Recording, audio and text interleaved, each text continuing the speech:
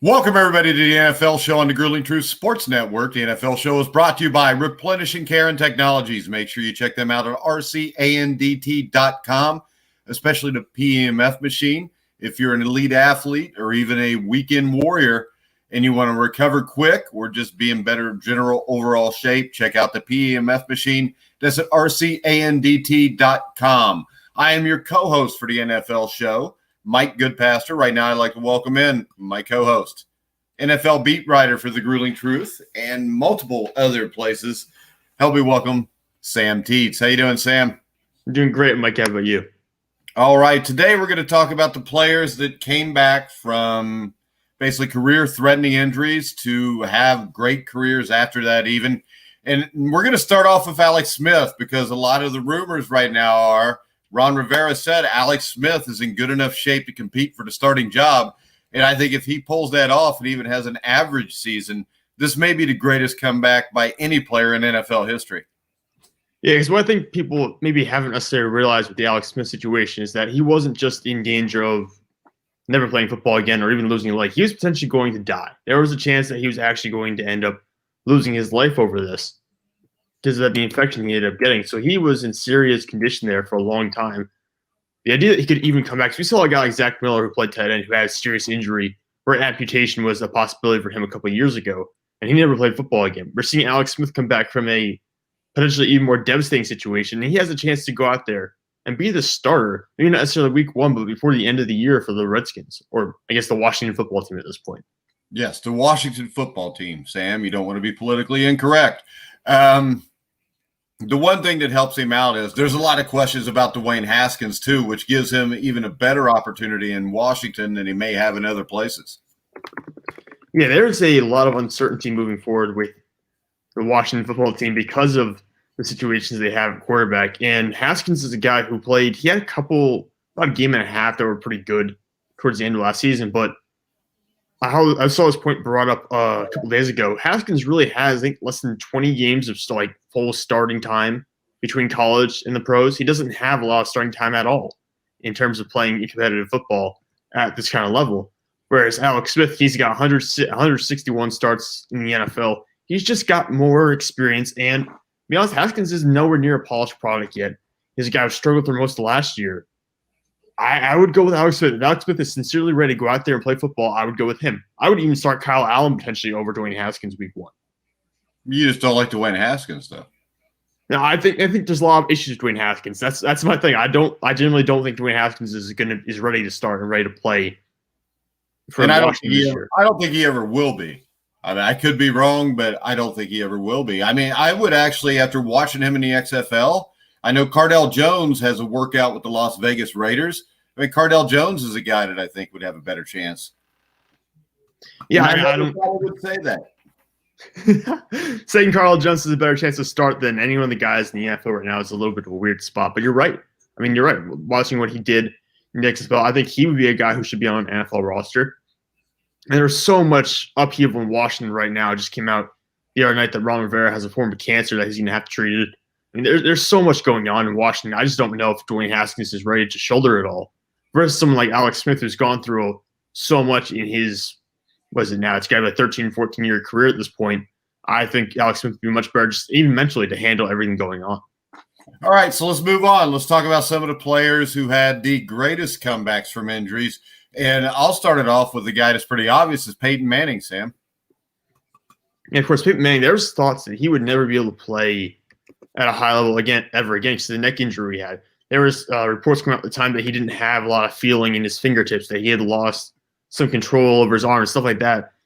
And he's having serious issues with that neck. He comes out of that neck injury in 2012 and it immediately looks even better than he did going into it. So he really turned around for those first, I just want to say 2 or 3 years in Denver. He was arguably better than he'd ever been at any point right before the neck injury. So I think he came out and is better than when he was when he went in. Yeah, but of course the steroids really helped that. Yeah, wasn't there a report like steroids are being delivered to his house or something like that? Yeah, but it was in his wife's name. So, of course, his wife was using steroids. So, I mean, it is what it is. And the thing is this, if that's what it took to get him back, I don't have a problem with it, Sam. No, I mean, I mean, look, if you're an NFL athlete or you're an athlete and you need to try to save your way you're living your life, trying to save your career, I mean, if you gotta do what you gotta do. I'm not gonna be the guy to be judge and jury over the situation. Well, plus, if it continues to get worse, it affects his quality of life the rest of the way through. And a lot of people, knock the steroids, but when you get sick and you go to the doctor, half the time they give you steroids to help you recover quicker. Yeah, exactly. That's half the time. That's what it is. So, I mean, if you're Peyton Manning, you're looking at like, well, this could save my career, but also could help me out long term. Maybe, I mean, probably worth it in that situation. Yeah. So who else you got? Well, I got someone, and this was a little bit of an interesting case because he didn't play in the NFL before he suffered an injury, but I feel like bringing him up. I'm bringing up Rocky Bleier. Because this is a guy who got drafted quite later by the Steelers, but also drafted to serve in Vietnam. While he was over there, he ends up getting a serious leg injury. There's potentially he never walks normally again. He was being told that he might have to walk with a cane. He might lose his leg. Remember, they ended up having shrapnel end up in his leg at the point in time because there was, I think, a grenade or explosion that ended up damaging his lower body. And he ends up coming back, and after a couple of years of not really doing much for Pittsburgh, he becomes a crucial part of the team, ends up rushing for over 1,000 yards in 1976.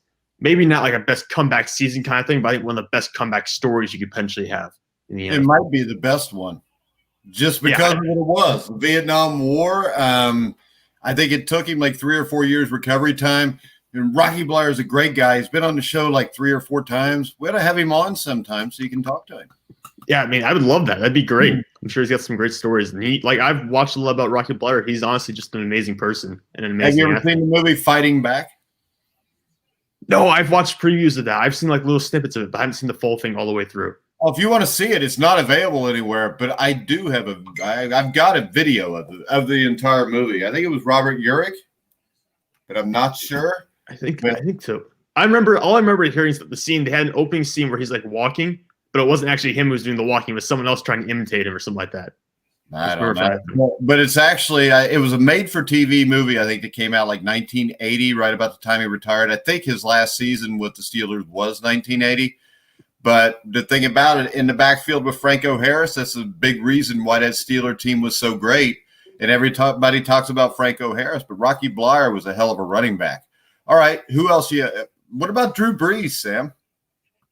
And we were talking about quarterbacks, talking about modern quarterbacks. Brees is a guy who people thought would have trouble throwing the ball again based on the injuries he suffered late in his career with the Saints. I think it was late in his career with the Chargers. I think it was even his last game in 2005 before he entered free agency. I'm pretty sure is when he suffered the injury.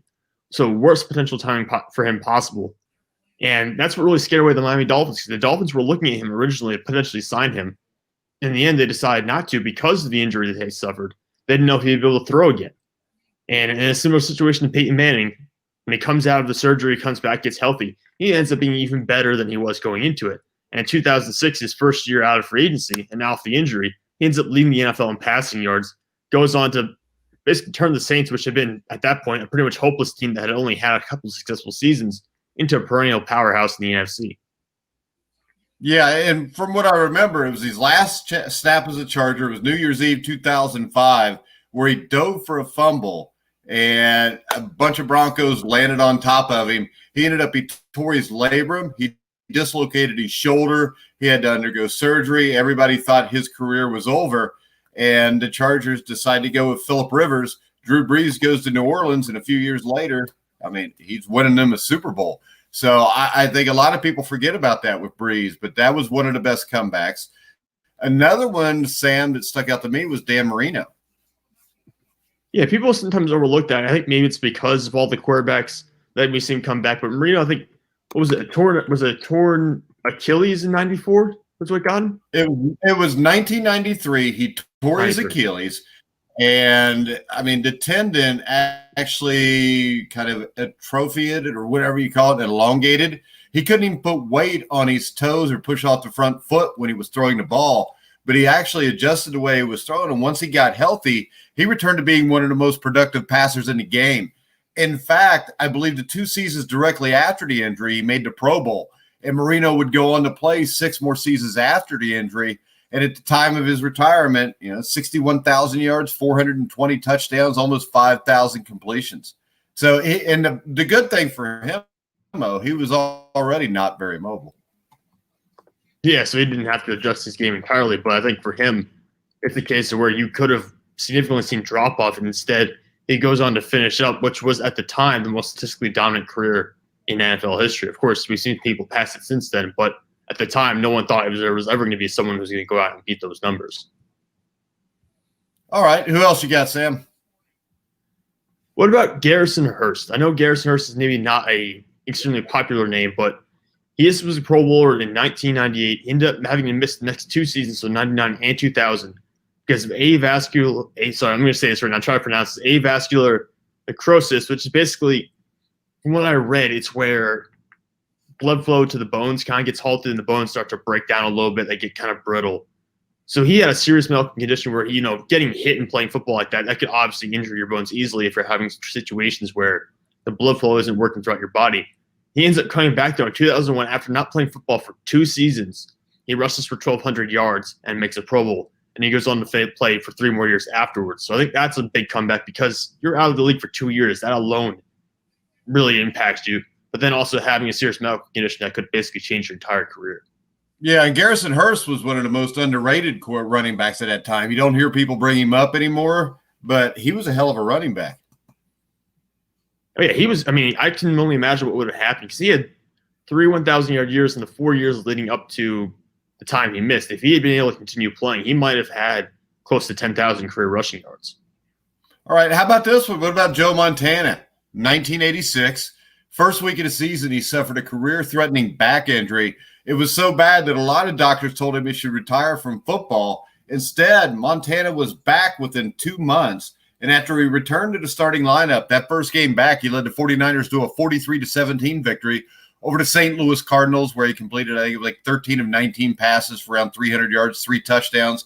He went on to win the Comeback Player of the Year that year, and actually, I believe, took the Niners to the Super Bowl, or not the Super Bowl, but to the playoffs, where, if I remember right, he got the snot knocked out of him by the Giants 49-3. And the thing about Montana is 1990, the NFC Championship game. We talked about this the other day where Roger Craig fumbled the ball. He took a hit from Leonard Marshall in the back that would have ended a lot of people too and missed a lot of 91. And then even with the Chiefs, he was a guy that was resilient, always came back. But 1986, a lot of doctors thought he was done for good. And with 8 weeks, he's back and actually won the Comeback Player of the Year that year. Yeah, and he was far from done. You looked at his numbers. He was a first-team All-Pro 3 more times after that. So basically, he ended up having some of the best years of his career. He also won 2 more Super Bowls in 88 and 89. So if he had been forced to retire, say in 86, it would have been the end of one of the best careers that we would have never seen, essentially, because we never would have seen the end of it.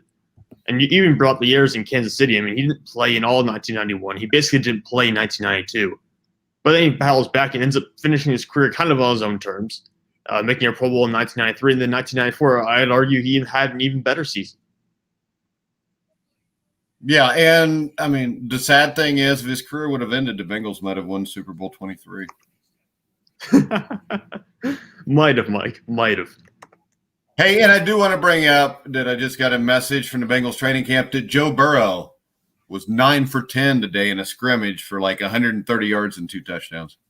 No, I saw that earlier too. I saw that he was knocking him out of the park. I heard tweets that he was almost completing every single pass he was throwing. So it looks promising, Mike. It looks like he's catching on really quick.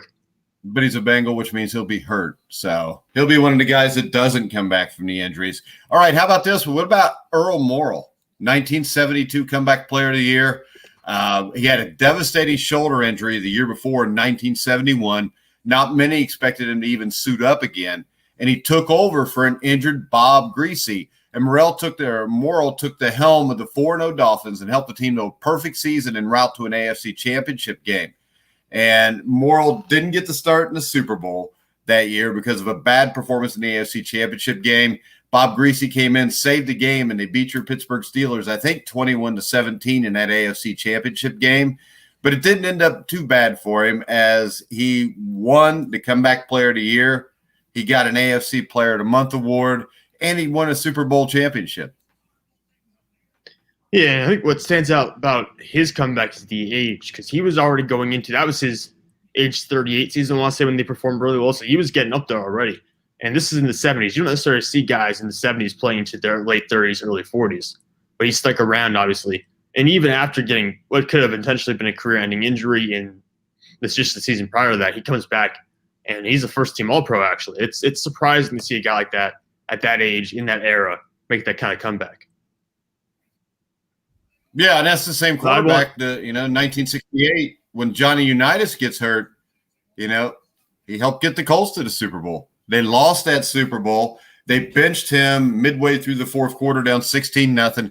Johnny Unitas comes in, leads a touchdown drive to make it 16-7, and everybody talks about what if they would have started Johnny Unitas in that game.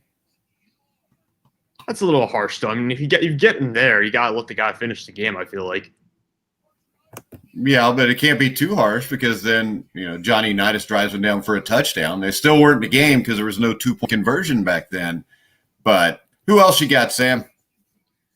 Yeah, I was thinking about Randall Cunningham, putting him on the list because he obviously missed 1996. He retired, actually. He wasn't even playing football after a long career in Philadelphia that was just beset by injuries, partially because they gave him no protection whatsoever. The offensive line was absolutely horrendous.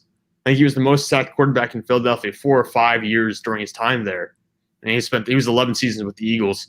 So he had been beat up throughout his career with them. He retired in 1996. He came back in 97 as a Minnesota Viking. Didn't play very much. But in 1998, this is the important year. He ends up being a first-team All-Pro, throwing for 3,700 yards and 34 touchdowns, only 10 interceptions. And that's really where I think his career peaked, honestly, if you want to ask me, in terms of his entirety of his lifetime in the NFL. It was probably his best season. He fell off immediately after that, but that year was such a standout year. And that was the season that the Vikings almost made the Super Bowl. They ended up losing to Atlanta in the conference championship, but they went 15-1 during the regular season. Yeah, and that 1998 season was Cunningham's probably best in the NFL. He threw for almost 4,000 yards, 34 touchdowns, 10 interceptions, led the Vikings to a 15-1 record. This is the stat that really got me with him. He threw 4 touchdown passes in 4 separate games. He led the NFL with 106 passer rating, first-team All-Pro honors at the age of 35. He threw for 505 yards and 5 touchdowns in 2 playoff games. Unfortunately, after 98, I think it was more of just age than anything else, but he never did anything like that again. But the sad thing is when he was with Brian Billick was the offensive coordinator there, and he actually had somebody there that cared about the offense. Because you got to remember, Eddie's prime, he stuck with Buddy Ryan, the Rich Kotites of the world. And with Buddy Ryan, I think that the offense just kind of got in his way, and he didn't really care about him either way. But I think if Randall Cunningham would have been allowed to just be a quarterback the way a quarterback's supposed to be, instead of everybody wanting to run around and create things, I think that season in 1998 proved that he could have easily been a drop-back quarterback and been highly successful. Yeah, it's a shame we didn't get enough emphasis there to really settle in. Because like I said, the Eagles was all about their defense. The offense didn't get enough attention with the coaching and also personnel-wise. Just didn't have pieces in place to really help them out. How about another quarterback I want to throw out there? What about someone like Doug Flutie? Now, Doug Flutie was never great during his first stint in the NFL. He ends up leaving, goes to Canadian Football League. He plays there from 1990 through 1997. And then he comes back to the NFL in 98 and immediately makes the Pro Bowl. Now, he never became a superstar in the NFL. But he was out of the league basically until age 36 after a short stint that wasn't successful. He comes back, he makes a Pro Bowl. I think that's a pretty impressive turnaround. Well, the thing about him was this. It was his height that, killed him. Because back then, if you're under 6 foot tall, now it's still like that, but not quite as much because you've had the Drew Breeses and the Russell Wilsons who have been able to do this. But like you said, 1990 to 1997, Flutie was in the CFL, won a lot of Grey Cups there, was a great quarterback. Now, he led the Bills to a 10-6 record, was elected to the Pro Bowl, named the NFL's Comeback Player of the Year in 1998. He played 2 more years with the Bills, 3 or 4 years with the Chargers, still had some success, finished up with New England. And what didn't he do bounce it, the drop kick for the extra point his last game for the Patriots? I think he did, right? Yeah, pretty sure he did.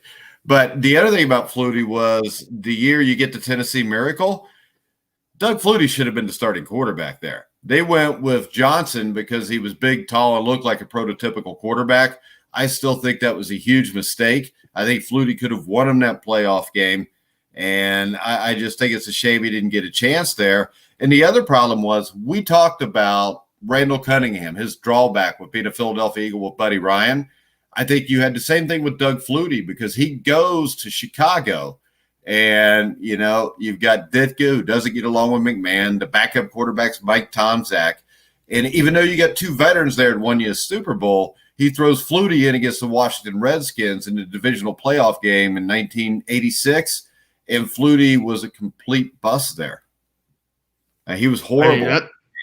Now, what I do remember from Flutie is 1988, though, the Bengals go to Foxborough to play, and they're 6-0 playing the New England Patriots. And Flutie played out of his mind in that game and upset the Bengals that year, too. I think he just has Flutie's guy who kind of was hit or miss from what I can tell. But at the same point, when he got going, it sounds like he was a guy who could just get locked in and play really well for an entire couple – for not even an entire season, but for a couple of game stretch. Yeah, and how about this for a comeback? He wasn't hurt, but what about Kurt Warner? I mean, that has to be one of the great comeback stories in sports history. He got an initial opportunity with the NFL, but it was a long shot, short-lived. He goes from bagging groceries to playing in the Arena Football League. Then I think he played in the NFL Europe. He gets signed by the Rams in 1998. And then in 99, starting quarterback Trent Green, who we could talk about a little while later too, because he suffered a season career-ending knee injury. Trent Green went on to have some really good years after that, but the rest was history. Warner comes out of nowhere, wins the NFL and Super Bowl MVP, throwing for almost 4,400 yards and 41 touchdowns in his debut season as a starter. Yeah, and even beyond that, I mean, he ends up going through where he's basically dominant for about 3 years with the Rams. He kind of falls off. He ends up in New York. He's tutoring Eli Manning. And then he goes to Arizona. And that's like his second comeback almost. He ends up in Arizona. He turns back into that Hall of Fame quarterback, lifts the Cardinals to a Super Bowl game. And they honestly could have beaten the Pittsburgh Steelers there. It was a very close game. But Big Ben has a great throw to Antonio Holmes at the end of the game. They had James Harrison's 100-yard interception return for a touchdown. Arizona was close to winning that game. And he really did a lot for the Cardinals because they really didn't have anyone up to that point. All right. Who else you got, Sam? Anybody?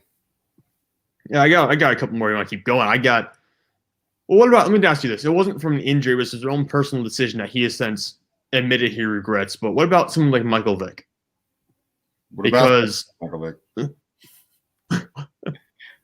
I think Vick is an interesting case because this is a scenario where it wasn't heroism. It wasn't getting hurt on the field. It was his own personal decisions, his own mistakes. He ends up missing 2 full years in the NFL, 2007, 2008. He comes back in 2009. It's just a backup in Philly. And then he's a Pro Bowler again in 2010. Arguably has his best passing season of his career. Well, I can tell you this. It's a shame about Michael Vick because I think Michael Vick could have been a legend, and I don't mean just a Madden legend or a folk legend. But I remember watching him play back-to-back games for the Falcons in 2006 against a good Bengals team and a good Steelers team, where he looked like as good a quarterback as I've ever seen. The problem was it wasn't consistent. And I know it wasn't an injury, but a lot of times your own shortcomings are worse to be able to face than an injury. And the fact that he was able to come back from that and be successful after that happened, I mean, I think is an amazing thing. And we haven't heard anything bad about Michael Vick since he got out of prison for what he did. And this is the thing. It's kind of like the Tom Brenneman the other night where he makes the comment off air that actually went on air, and now everybody wants to fire him. There's not one person out there that hasn't done something that is really bad. And most people, it's not broadcast on TV. Not everybody knows about it. But I think somebody makes a mistake, you have to give them a chance to overcome it because we've all made mistakes, whether they were in public or private, and only we know. You still have to overcome that in your own mind. And I think a guy like Tom Brenneman, what's your thought on Tom Brenneman? Should he be fired forever for one mistake that he's made in the 30 years he's done this? I don't know if he'll be fired forever. I don't think he'll. Well, in your opinion, should he be fired? I mean, I don't know if he should be fired from Fox because I think he's going to get an opportunity in broadcasting. I think he'll get another opportunity. I think you should be able to get another opportunity, but I don't know if he'll be where he works currently. I don't think he'll be working That's for not Fox. the question. The question is, if you're the Cincinnati Reds or you're Fox Sports, do you let him keep his job? If you're Fox Sports, you're probably firing. Why? Public pressure, honestly, would probably be the biggest reason. But if you look at it in,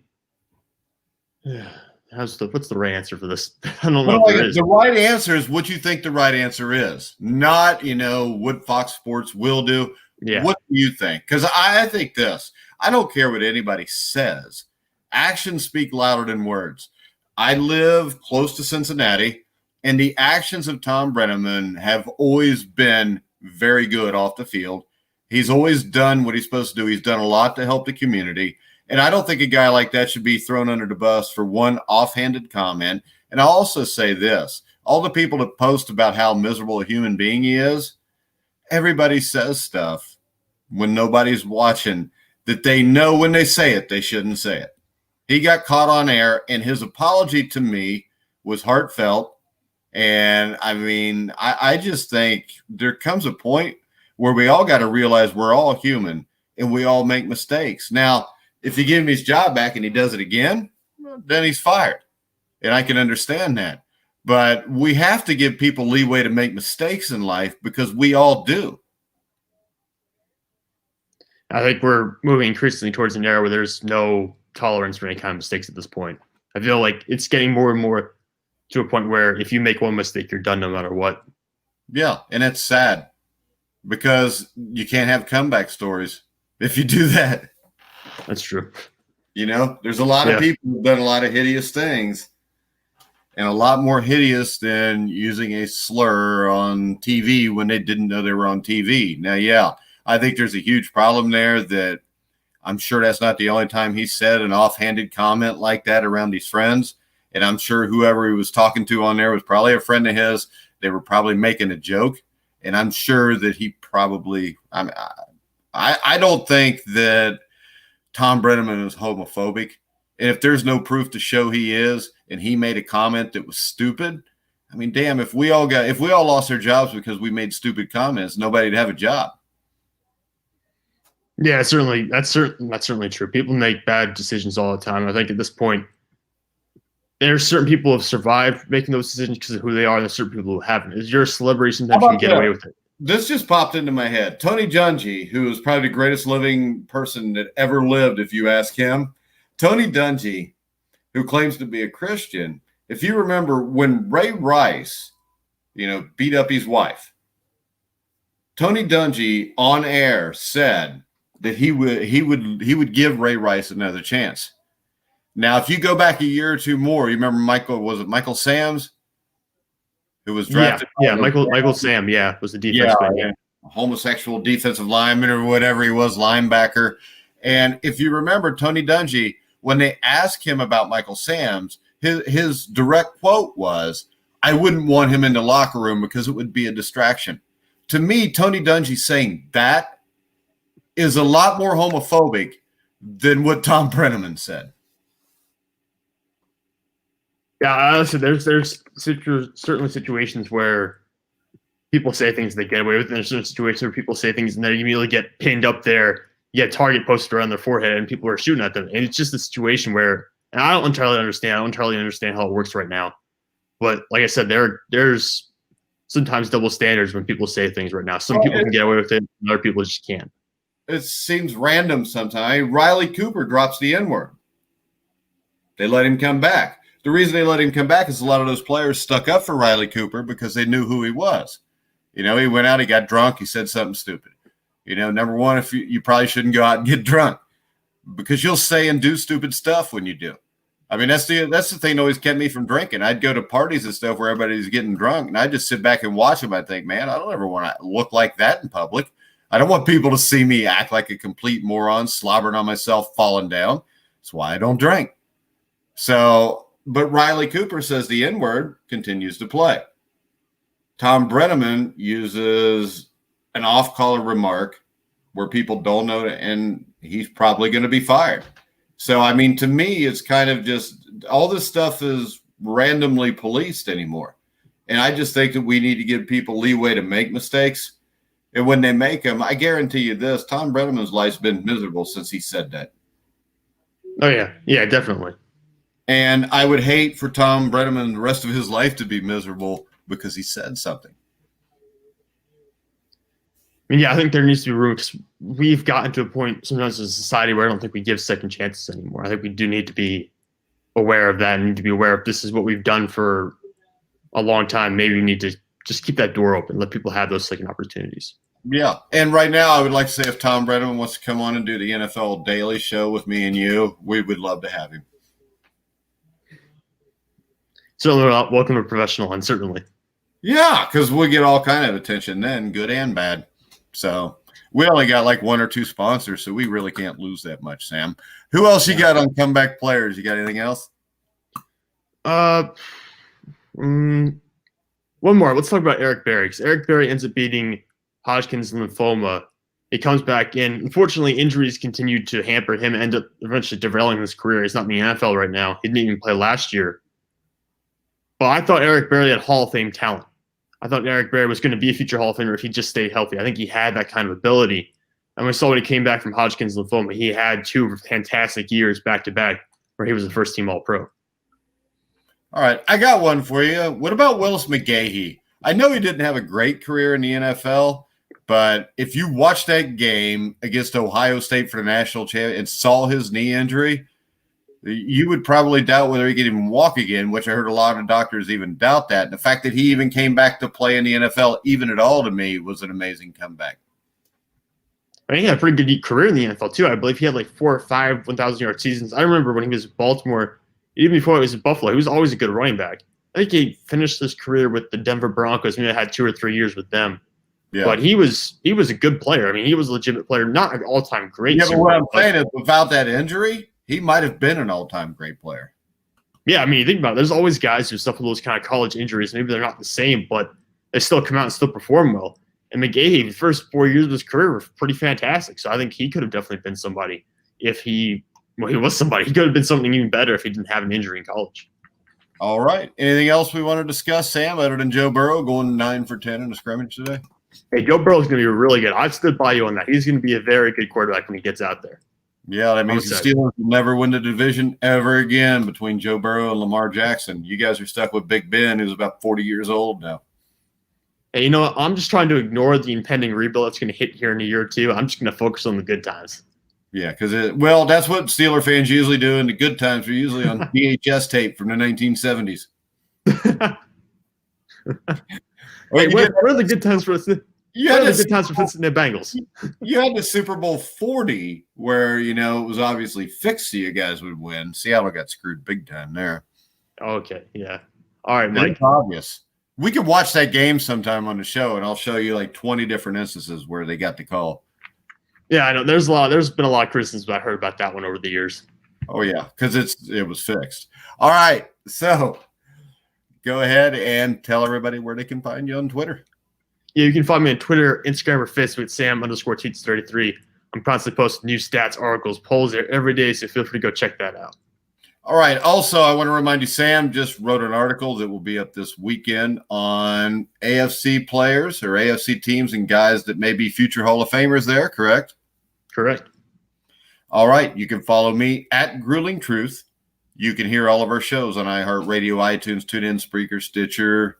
Wherever you find podcasts, you'll find The Grueling Truth. And you can hear us live every day, Monday through Friday at 1 o'clock Eastern Time on Facebook, Periscope, Twitch, YouTube, multiple other places. So for now, for Sam Teets, I'm Mike Goodpaster. You've been watching The Grueling Truth, where the legends speak.